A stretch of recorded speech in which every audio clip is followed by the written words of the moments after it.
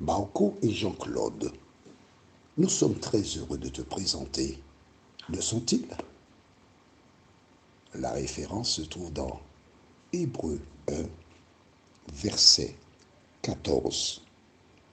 Hébreux 1, verset 14. Je t'invite à chercher cette référence et ainsi nous allons lire la parole de Dieu. Avant d'aborder notre thème, prions. Notre Seigneur et notre Dieu, nous voici tes enfants, là, devant toi. Nous voici tes enfants, à ton école. Alors cet esprit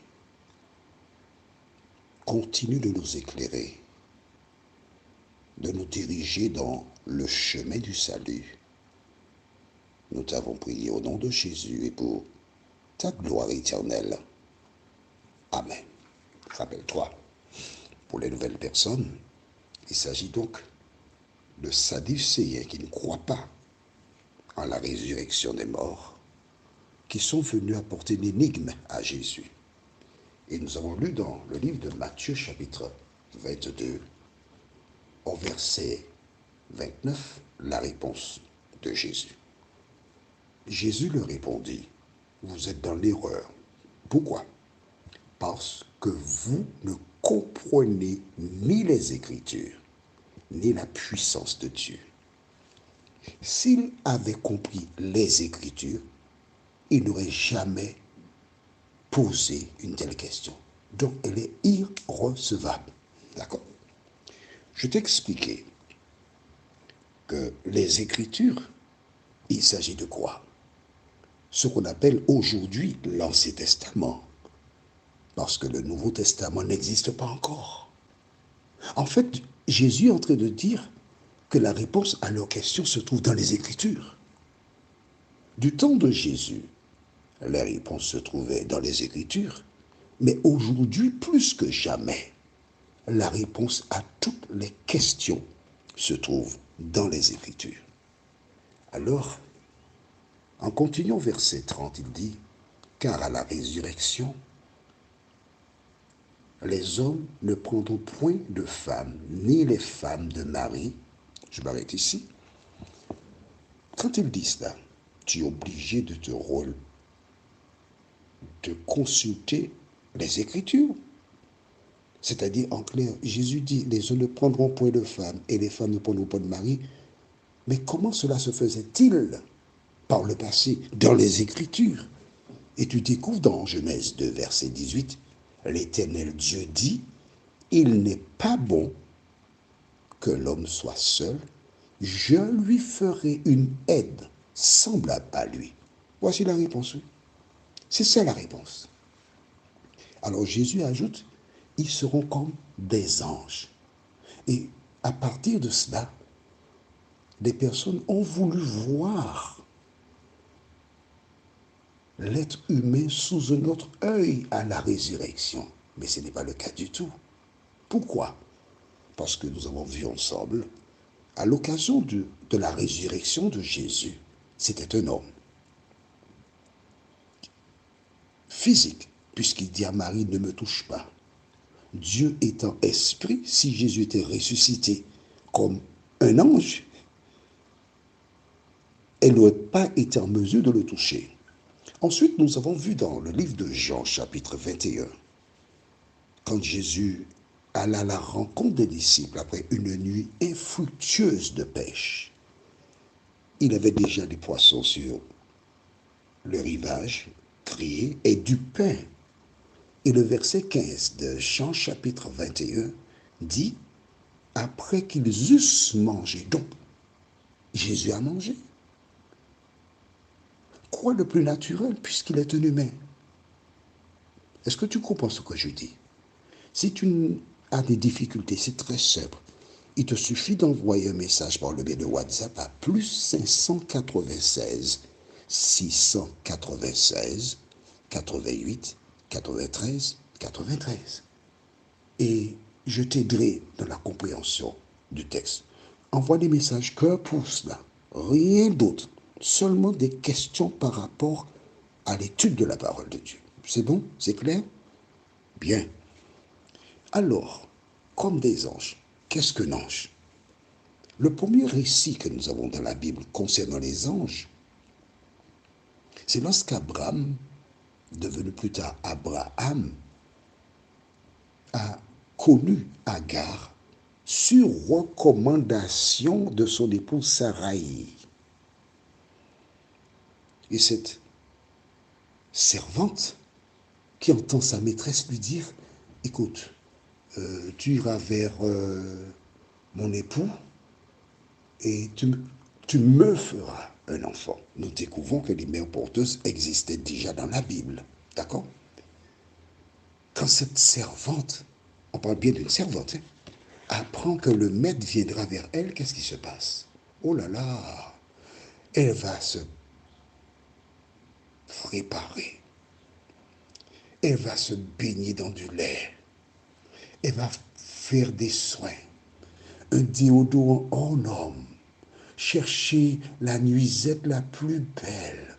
Et tout ce qu'il y a comme attirail. Pourquoi? Écoute bien. La maîtresse lui propose de faire un enfant pour le maître. Elle a été sélectionnée. Probablement parce qu'elle était magnifique. Deuxièmement, parce que son cerveau était pourvu. Il n'était pas composé de matière fécale et d'urine, mais bien de matière grise. Elle avait des traits, elle avait la belle couleur, parce que c'est l'enfant qui sera l'héritier d'Abraham. Sarai veut d'un enfant. Mais quand Agar entend cela, elle se dit, c'est l'occasion pour moi de travailler le maître et que je vais imprimer dans son cerveau un moment si magnifique qu'il voudra avoir un deuxième enfant, puis un troisième. Et quand Sarai mourra, je serai son épouse. Mais elle était trop pressée. Il y a des filles qui sont sottes. Pardon. Il y a des filles qui sont passages. Je demande pardon. Mesdames, s'il vous plaît, je demande pardon. Restons là, d'accord? Passons à autre chose. Je t'ai expliqué, quand on demande pardon, on s'arrête à ça et puis on va à autre chose. Elle a commencé à se voir déjà Madame Abraham. Et par rapport à cela, Sarai a commencé à entrevoir les conséquences de son erreur. Elle réalise que c'est une servante. Et généralement, les servantes, serviteurs, tout ça, ils sont solidaires. Et si on décidait de m'empoisonner et de me tuer, et c'est pour la servante qui va régner sur tout mes biens, oh là là, ah non. Elle a maltraité. Elle a battu. Elle a poussé. Elle a cherché qu'elle perde le bébé. La pauvre malheureuse, comprenant la stratégie, elle a pris la fuite. Juste avant d'enregistrer cet audio, j'ai été faire des courses. Je suis sur Paris, sur le marché, j'ai acheté donc les pommes, les poires, les potirons, etc. Et quand j'ai regardé tout ce que j'ai acheté pour 23 € et des poussières, j'ai dit, mon Dieu, je suis en terre promise. Et pendant que j'étais en train de préparer toutes petites affaires pour mettre au réfrigérateur, j'ai écouté un reportage sur Whitney Houston. Oh, c'est une chanteuse que j'apprécie. J'aime sa chanson, sa voix. Et quand j'ai entendu le récit de cette femme célèbre, riche, mais qui a dû chercher du réconfort dans la drogue, j'ai pensé à toutes ces personnes qui souffrent et qui passent par des moments difficiles. Je voudrais te dire que du temps d'Agar, Dieu a envoyé un ange vers elle pour la consoler. Le même Dieu utilise cet audio pour te consoler, te dire qui que tu sois, quel que soit ton problème, je viens à ton secours. À travers le récit concernant Agar, nous voyons qu'un ange qui généralement est invisible, a pris la forme humaine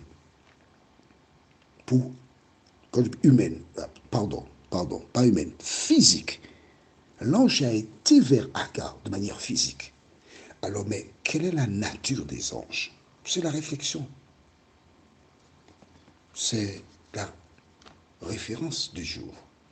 Allons au livre de Hébreux, chapitre 1er, verset 14. Hébreux 1, verset 14, déclare: ne sont-ils pas tous des esprits au service de Dieu, envoyés pour exercer un ministère en faveur de ceux qui doivent hériter du salut? Ah, aujourd'hui, tu sais qu'un ange est un quoi? Je relis pour toi. Ne sont-ils pas tous des esprits au service de Dieu, envoyés pour exercer un ministère en faveur de ceux qui doivent hériter du salut? Pourtant, Jésus a dit que vous serez comme des anges. Qu'est-ce que cela veut dire? La mission des anges consiste à aller vers celles et ceux qui aiment Dieu pour les délivrer, mais vers celles et ceux qui aiment Dieu, qui passent par des moments difficiles. C'est la mission des anges. Ils sont au service de Dieu, ils partent en service commandé pour une mission. C'est tout ce qu'ils font. Or, rappelle-toi, nous avons lu dans le livre de Matthieu, chapitre 22, nous allons retourner dans ce livre, Matthieu 22, au verset 29, Jésus leur répondit: vous êtes dans l'erreur parce que vous ne comprenez ni les Écritures. On s'arrête ici. Que dit l'Écriture? Quand Dieu a créé Adam et Ève, il lui a donné mission, s'occuper du jardin. C'est ça la mission de l'homme. Or, nous avons vu que Dieu ne change pas. Comment pourrait-il, après la résurrection, décider de faire des humains des anges qui vont au service des uns et des autres? Qu'est-ce que cela veut dire être comme des anges? Nous verrons cela prochainement. En attendant, prions. Notre Seigneur, notre Dieu, nous te bénissons pour le bonheur de te connaître, pour la joie d'avoir Jésus comme sauveur personnel.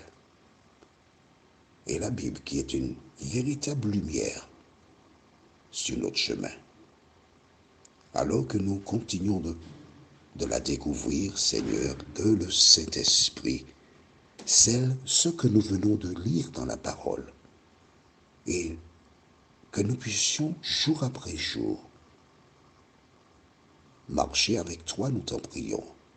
Au nom de Jésus et pour ta gloire éternelle. Amen. Que l'Éternel te garde et qu'il te bénisse. Que l'Éternel veille sur toi et que jour après jour, tu puisses ressentir non seulement sa présence, mais aussi découvrir combien l'Éternel est bon pour celles et ceux qui se confient en lui. Nous verrons dans notre prochaine étude l'ange de l'Éternel. Notre première référence sera Psaume 34, verset 7. Mais ensuite, nous allons découvrir un magnifique récit dans la Bible, au livre de Daniel, chapitre 6. Donc, tu cherches Daniel 6, ainsi que Psaume 37. Pardon, Psaume 34, verset 7. Psaume 34, verset 7. Il me tarde de te retrouver.